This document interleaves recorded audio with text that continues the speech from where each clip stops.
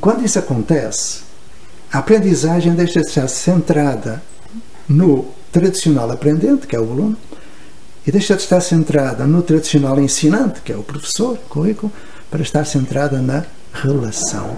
Está tudo centrado na relação. Hoje nós vivemos o tempo das redes.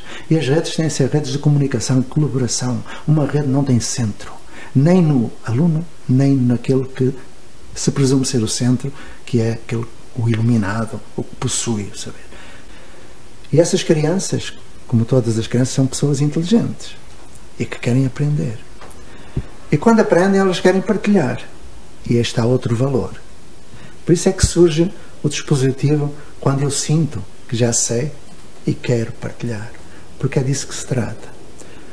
As nossas riquezas não devem ser guardadas num cofre. Devem ser partilhadas com os outros.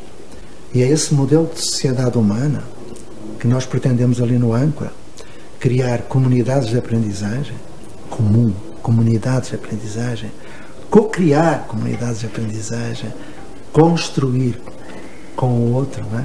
As aprendizagens.